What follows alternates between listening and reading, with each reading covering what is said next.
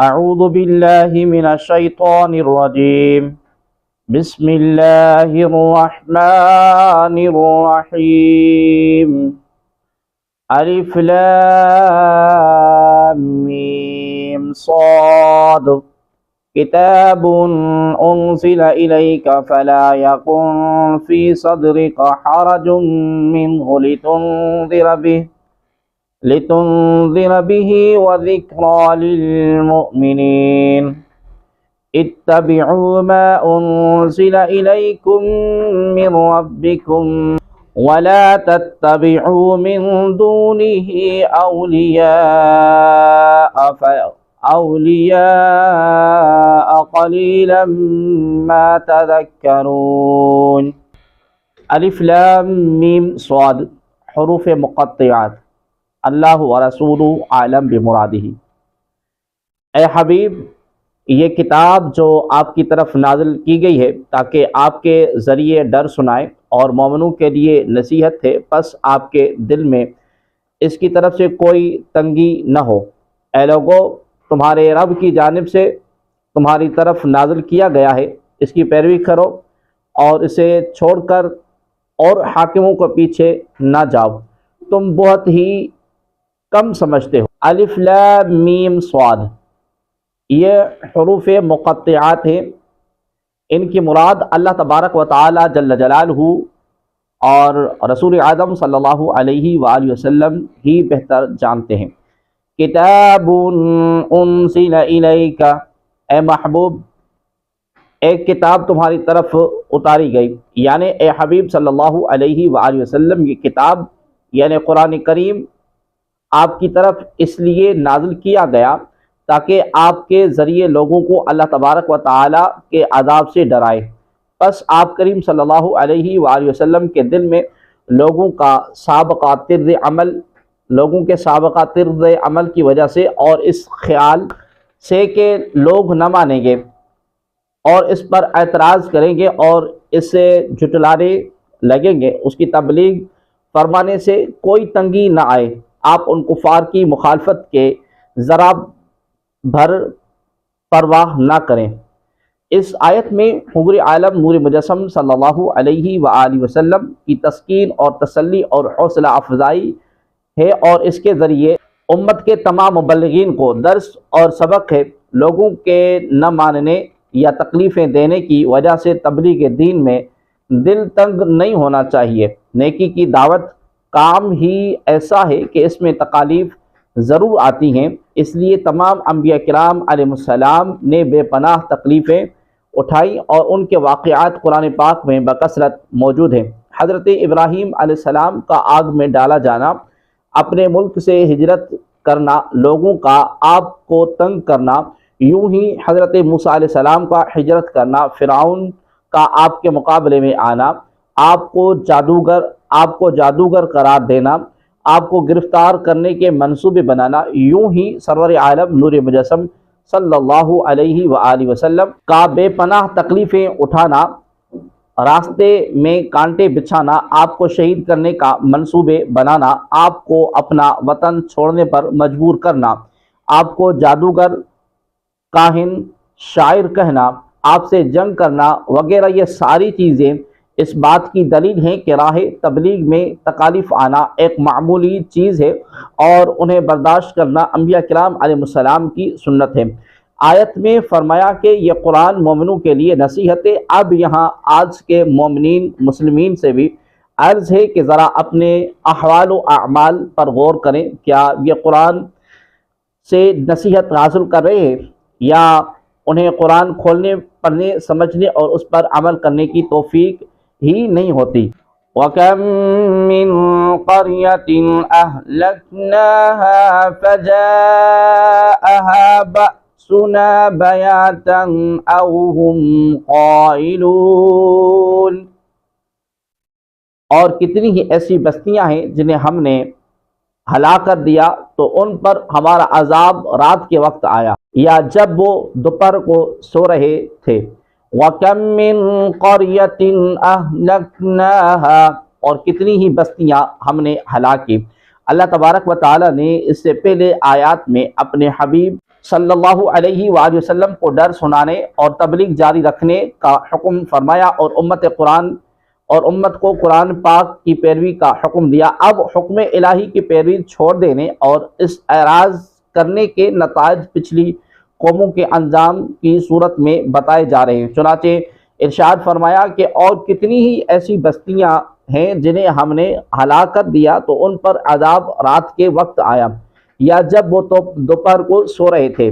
اس کا معنی یہ ہے کہ ہمارا عذاب ایسے وقت آیا جب کہ انہیں خیال بھی نہ تھا، تو رات کا وقت تھا اور وہ آرام کی نیند سوتے تھے، یا دن میں قیل و لا کا وقت تھا اور مصروف راحت تھے۔ نہ عذاب کے نزول کی کوئی نشانی تھی اور نہ کوئی قرینہ کے پہلے سے آگاہ ہوتے، بلکہ اچانک آ گیا اور وہ بھاگنے کی کوشش بھی نہ کر سکے۔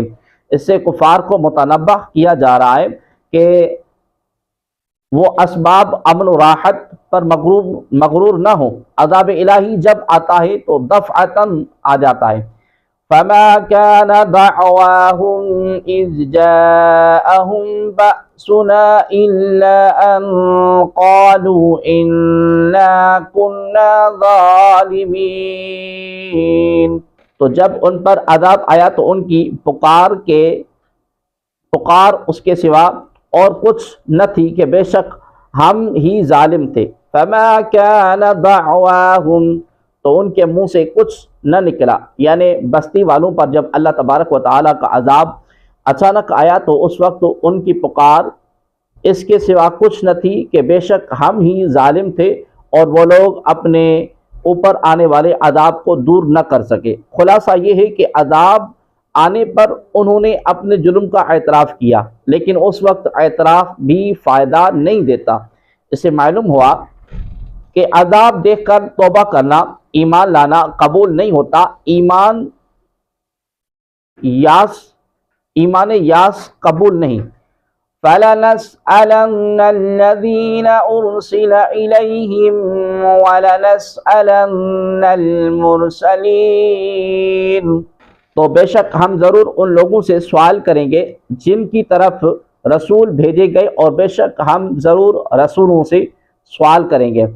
فَلَنَسْأَلَنَّ، تو بے شک ضرور ہمیں پوچھنا ہے، یعنی ان امتوں سے پوچھا جائے گا جن کی طرف رسول بھیجے گئے کہ تمہارے رسول نے تبلیغ کی یا نہیں، اور تم نے رسول کی دعوت کا کیا جواب دیا، اور ان کے حکم کی کیا تعمیل کی۔ اور رسولوں سے دریافت کیا جائے گا کہ آپ نے اپنی امتوں کو ہمارے پیغام پہنچائے اور تمہاری قوم نے تمہیں کیا جواب دیا تھا۔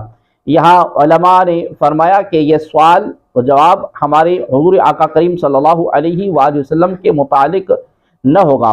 اللہ تبارک و تعالی ارشاد فرماتا ہے وَلَا تُسْأَلْ عَنْ أَصْحَابِ الْجَحِيمِ، اور آپ سے جہنمیوں کے بارے میں سوال نہیں کیا جائے گا، اور نہ کوئی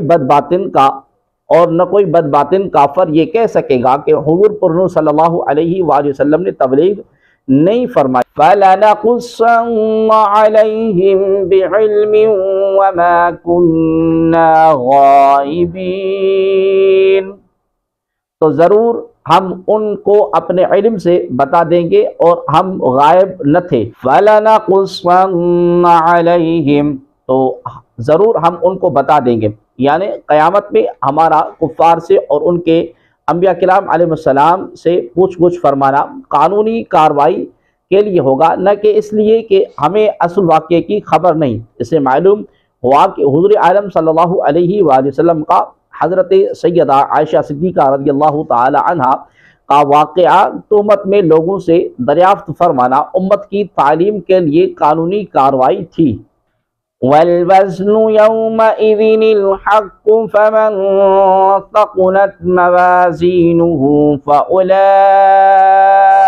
هُمُ الْمُفْلِحُونَ، اور اس دن وزن کرنا ضرور برحق ہے، تو جن کے پلڑے بھاری ہوں گے تو وہی لوگ فلاح پانے والے ہوں گے۔ وَالْوَزْنُ يَوْمَئِذٍ الْحَقُّ، اور اس دن وزن کرنا ضرور برحق ہے۔ اس سے پہلی آیت میں قیامت کے دن کا ایک حال بیان ہوا کہ اس دن انبیاء کرام علیہ السلام اور ان کی امتوں سے سوال کیا جائے گا۔ اور اس آیت میں قیامت کے دن کا دوسرا حال یعنی میزان پر اقوال اور اعمال کا وزن ہونا بیان فرمایا گیا۔ وزن کا معنی ہے کسی چیز کی مقدار کی معرفت حاصل کرنا، اور عرف عام میں ترازو سے کسی چیز کو تولنے کے تولنے کو وزن کرنا کہتے ہیں، اور جس آلے کے ساتھ چیزوں کا وزن کیا جائے اسے میزان کہتے ہیں۔ جمہور مفسرین کے نزدیک اس آیت میں وزن سے میزان کے ذریعے اعمال کرنا، وزن کرنا مراد ہے۔ قیامت کے دن اعمال کے وزن کی صورت کیا ہوگی، اس بارے میں مفسرین نے 3 ممکنہ صورتیں بیان فرمائی ہیں۔ ایک یہ ہے کہ اعمال اعراض کی قسم ہے، ممکن ہے کہ اللہ تبارک و تعالی ان اعراض کے مقابلے میں اجسام پیدا فرما دے اور ان اجسام کا وزن کیا جائے۔ دوسری صورت یہ ہے کہ نیک اعمال حسین جسموں کی صورت میں کر دیے جائیں اور برے اعمال قبیح جسموں میں بدل دیے جائیں اور ان کا وزن کیا جائے۔ تیسری صورت یہ ہو سکتی ہے کہ نفس اعمال کا وزن نہیں کیا جائے گا بلکہ اعمال کے صحائف کا وزن کیا جائے گا۔ حضرت سلیمان فارسی رضی اللہ تعالی عنہ سے روایت ہے کہ حضور عالم نور مجسم صلی اللہ علیہ وآلہ وسلم نے ارشاد فرمایا، قیامت کے دن میزان رکھا جائے گا، اور اگر اس میں آسمانوں اور زمینوں کو رکھا جائے تو وہ اس کی بھی گنجائش رکھتا ہے۔ فرشتے کہیں گے یا اللہ اس میں کس کو وزن کیا جائے گا؟ اللہ تبارک و تعالی ارشاد فرمائے گا، میں اپنی مخلوق میں سے جس کو چاہوں گا۔ فرشتے عرض کریں گے تو پاک ہے، ہم تیری اس طرح عبادت نہیں کر سکے جو تیری عبادت کا حق ہے۔ حضرت عبداللہ بن عباس رضی اللہ تعالی عنہما فرماتے ہیں کہ نیکیوں اور برائیوں کا میزان میں وزن کیا جائے گا۔ اس میزان کی ایک ڈنڈی اور 2 پلڑے ہیں۔ مومن کا عمل حسین صورت میں آئے گا اور اس کو میزان کے ایک پلڑے میں رکھا جائے گا، تو اس کی نیکیوں کا پلڑا برائیوں کے پلڑے کے مقابلے میں بھاری ہوگا۔ یہاں میزان کے بارے میں 2 اہم باتیں ذہن نشین رکھیں۔ صحیح اور متواتر احادیث سے یہ ثابت ہے کہ قیامت کے دن ایک میزان لا کر رکھی جائے گی جس میں 2 پلڑے اور ایک ڈنڈی ہوگی۔ اس پر ایمان لانا اور اسے حق سمجھنا ضروری ہے۔ رہی یہ بات کہ اس میزان کے دونوں پلوں کی نوعیت اور کیفیت کیا ہوگی اور اسے وزن معلوم کرنے کا طریقہ کیا ہوگا، یہ ہماری عقل اور فہم کے دائرے سے باہر ہے اور نہ ہم اسے جاننے کے مکلف ہیں۔ ہم پر غیب کی چیزوں پر ایمان لانا فرض ہے۔ ان کی نوعیت اور کیفیت اللہ تبارک و تعالی اور اس کا رسول صلی اللہ علیہ وآلہ وسلم بہتر جانتے ہیں۔ میزان کو اس معروف ترازو میں منحصر سمجھ لینا درست نہیں ہے۔ اس دنیا میں ہی دیکھ لیں کہ مختلف پیشوں سے وابستہ افراد کے ترازو جدا جدا ہیں۔ جب اس دنیا میں مختلف قسم کے ترازو ہیں جن سے نظر آنے والی اور نہ نظر آنے والی چیزوں کا وزن اور درجے کا فرق معلوم ہوتا ہے، تو اللہ تبارک و تعالی قادر مطلق ہے، اس کے لیے کیا مشکل ہے کہ وہ قیامت کے دن ایک ایسا حصی اور مقداری میزان قائم فرما دے جس سے بندوں کے اعمال کے وزن، درجات اور مرتبے کا فرق ظاہر ہو جائے۔ اس آیت میں قیامت کے دن میزان میں اعمال تولے جانے کا ذکر ہوا۔ اس مناسبت سے ہم یہاں چند ایسے اعمال ذکر کرتے ہیں جو میزان عمل کو بھر دیتے ہیں۔ چنانچہ حضرت سیدنا ابو ہریرہ رضی اللہ تعالی عنہ سے روایت ہے کہ رسول اللہ صلی اللہ علیہ وآلہ وسلم نے ارشاد فرمایا، 2 لفظ زبان پر آسان ہیں، میزان میں بھاری ہیں اور رحمان کو محبوب ہیں۔ 2 لفظ یہ ہیں، سبحان اللہ العظیم، سبحان اللہ وبحمدہ۔ حضرت ابو مالک اشعری رضی اللہ تعالی عنہ سے روایت ہے کہ رسول اللہ صلی اللہ علیہ وآلہ وسلم نے ارشاد فرمایا، پاکیزگی نصف ایمان ہے اور الحمدللہ میزان کو بھر دیتا ہے۔ حضرت عبداللہ بن عباس رضی اللہ تعالی عنہما سے روایت ہے کہ تاجدار رسالت صلی اللہ علیہ وآلہ وسلم نے ارشاد فرمایا، اس ذات کی قسم جس کے قبضے میں میری جان ہے، تمام آسمانوں اور زمینوں اور جو کچھ ان میں ہے، ان کے درمیان اور ان کے نیچے ہے، یہ سب اگر تم لے کر آؤ اس میزان کے ایک پلڑے میں رکھ دو اور کلمہ شہادت کو دوسرے پلڑے میں، تو وہ پہلے پلڑے سے بھاری ہوگا۔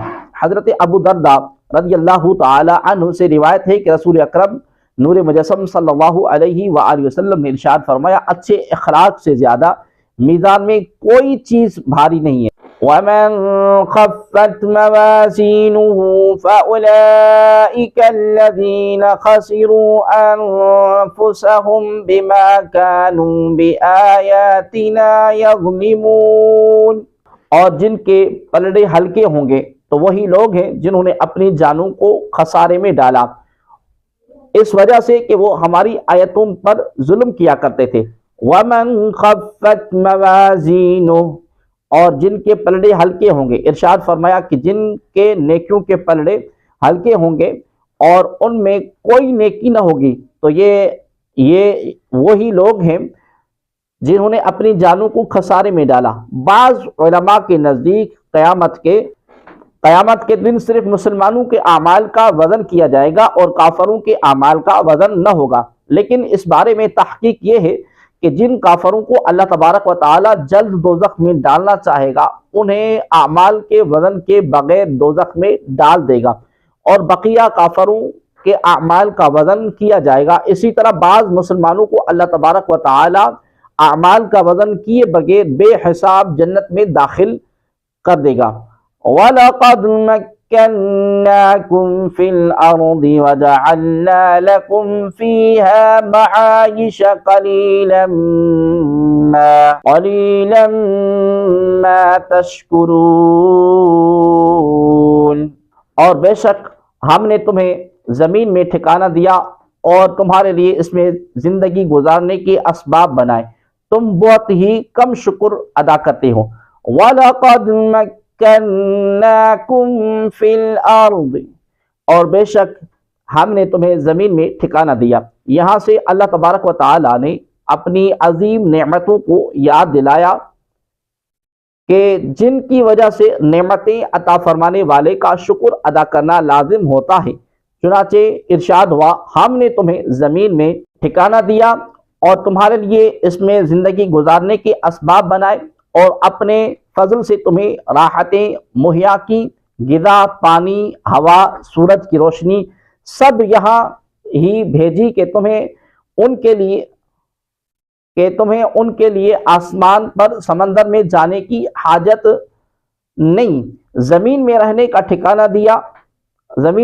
ٹھکانہ دینا، زندگی گزارنے کے اسباب مہیا فرمانا اللہ تبارک و تعالی جل جلالہ کی عظیم تر نعمتوں میں سے ہے، کیونکہ اس نعمت میں زندگی کے تمام تر نعمتیں آ گئیں۔ کھانے، پینے، پہننے، رہنے وغیرہ کے لیے تمام مطلوبہ چیزیں اس میں داخل ہیں، لیکن اس کے باوجود لوگوں میں ناشکری غالب ہے۔ لوگوں کی کم تعداد شکر ادا کرتی ہے، اور جو شکر کرتے ہیں وہ بھی کما حقہ ادا نہیں کرتے۔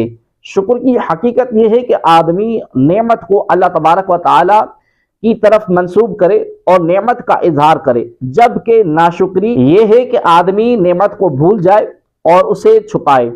قرآن حدیث میں شکر کا حکم اور اس کے فضائل بکثرت بیان کیے گئے ہیں۔ چنانچہ اللہ تبارک و تعالی جل جلالہ ارشاد فرماتا ہے، وَاشْكُرُوا لِي وَلَا تَكْفُرُونَ، اور میرا شکر ادا کرو اور میری ناشکری نہ کرو۔ ایک اور جگہ پر ارشاد فرمایا، مَن يَفْعَلُ اللَّهُ بِعَذَابِكُمْ إِن شَكَرْتُمْ وَآمَنْتُمْ وَكَانَ اللَّهُ شَاكِرًا عَلِيمًا، اور اگر تم شکر گزار بن جاؤ اور ایمان لاؤ تو تمہیں عذاب دے کر کیا کرے گا، اور اللہ قدر کرنے والا، جاننے والا ہے۔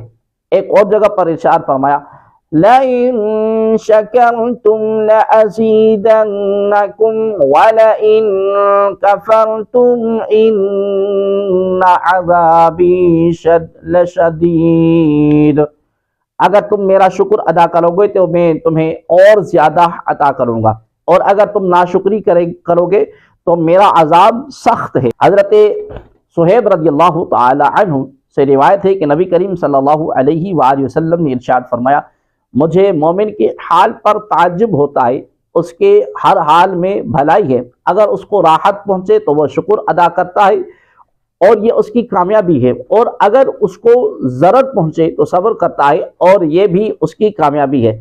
امام محمد بن محمد غزالی رحمۃ اللہ تعالی علیہ فرماتے ہیں، دل کا شکر یہ ہے کہ نعمت کے ساتھ خیر اور نیکی کا ارادہ کیا جائے، اور زبان کا شکر یہ ہے کہ اس نعمت پر اللہ تبارک و تعالیٰ کی حمد و ثنا کی جائے، اور باقی اعضاء کا شکر یہ ہے کہ اللہ تبارک و تعالیٰ کی نعمتوں کو اللہ تبارک و تعالیٰ کی عبادت میں خرچ کیا جائے، اور ان نعمتوں کو اللہ تبارک و تعالیٰ کی معصیت میں صرف ہونے سے بچایا جائے۔ حتیٰ کہ آنکھوں کا شکر یہ ہے کہ کسی مسلمان کا عیب دیکھے تو اس پر پردہ ڈالے۔